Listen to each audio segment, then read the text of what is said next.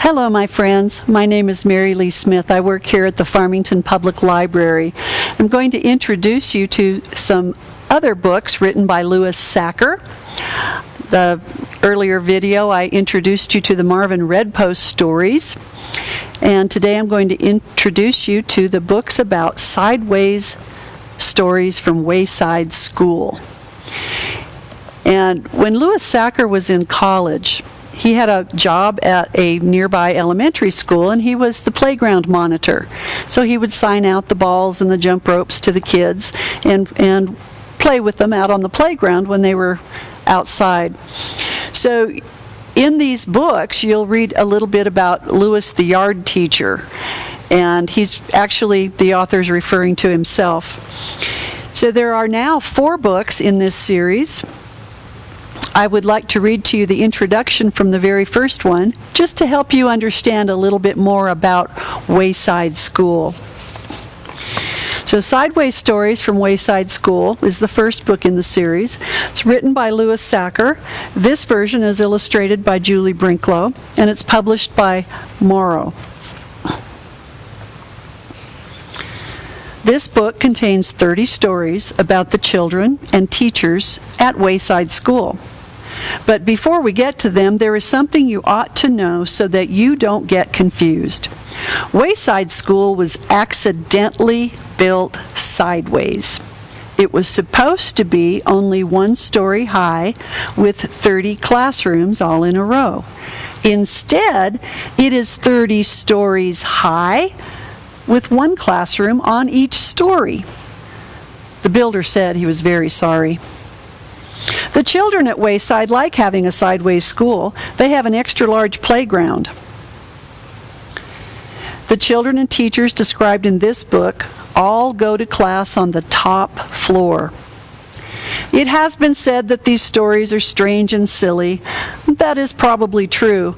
However, when I told stories about you to the children at Wayside, they thought you were strange and silly. That is probably also true. The newest book in this grouping is called Wayside School, Beneath the Cloud of Doom. And these were illustrated by Tim Heitz. This edition was published by Harper. I'll start with the note from the author.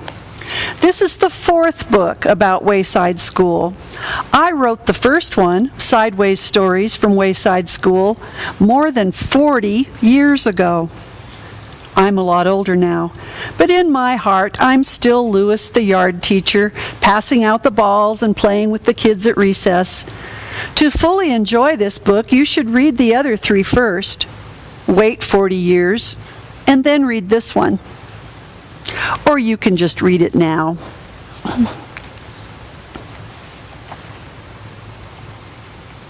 I should tell you that some of the people's names in these books are kind of strange sounding. There's one teacher named Mrs. Gorf, and I figured out if you spell it backwards, it might make more sense. So figure out Mrs. Gorf, G-O-R-F. And by the way, she had a very long tongue. This is chapter 12, Mrs. Surlaw.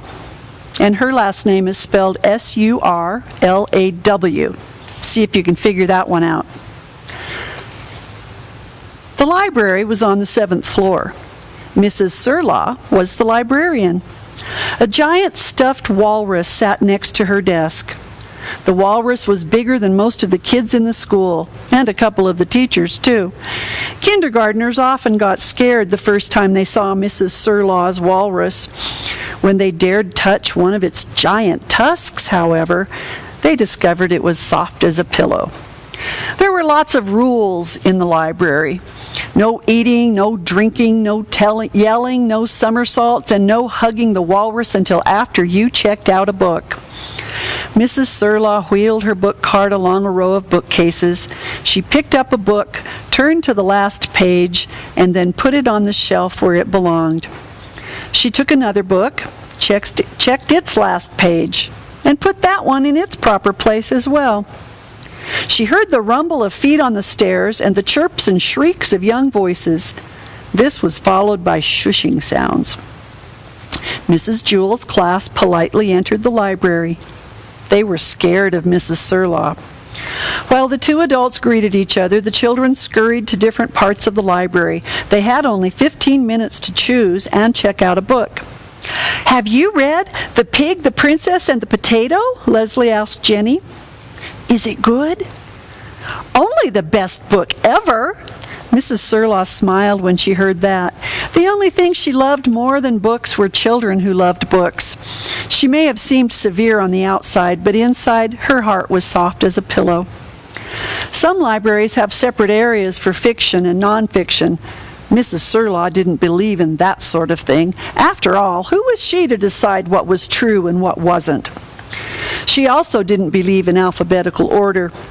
Her books were organized by the number of pages. Skinny books were at one end of the library, and the fat ones were at the opposite end. Along the shelves were number markers, 10, 20, 30, all the way to 1,000.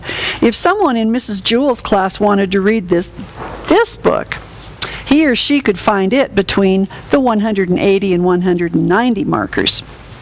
Joy was looking through the books between the 40 and 50 markers. She had already read every book in the library with fewer than 40 pages. Allison liked long novels. She was looking through the ones that were between 230 and 240 pages. Jason stood behind her watching. At last, Allison chose her book. It had 232 pages. Jason took the one next to it with 233 pages. Allison scowled at him. She put her book back and then chose one farther down the shelf with 238 pages. Jason put his book back too. He took one with 239 pages. Allison pretended not to notice, even though she was burning inside. She looked at her book. "I think I already read this," she said aloud. She returned it to the shelf. "La-di-da," she said, "what book do I want to read?" Suddenly, she dashed to the end of the aisle and around a corner. Jason had trouble squeezing his book back into place. By the time he did, he couldn't see Allison anymore. He went from one end of the library to the other, searching between the aisles. When he finally saw her, she was hugging the walrus. That meant she had already checked out her book. He went to her. "Hey, Allison," he said. "Can I see your book?" "No," she replied. "How many pages?" he asked. "I'm not telling you." "More than 300? "Maybe." "No way," he said. Even you wouldn't read a book with more than 300 pages." Allison shrugged. "More than 350? he asked. "Maybe." 500? "Maybe."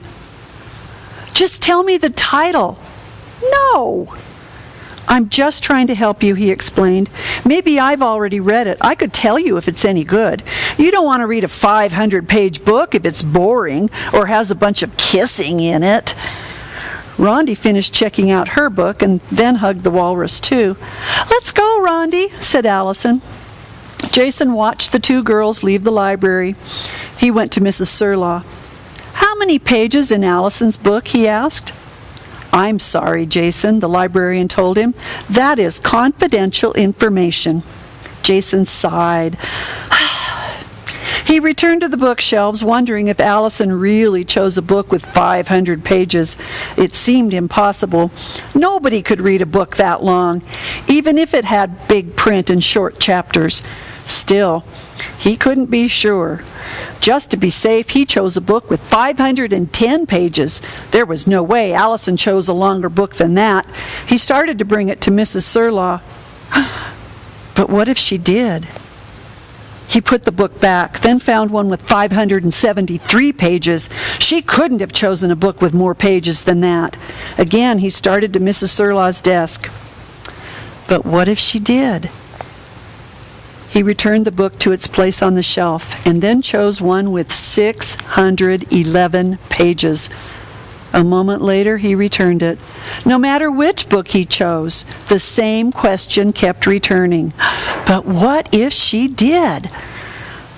Finally, Jason chose the last book on the last shelf at the very end of the library.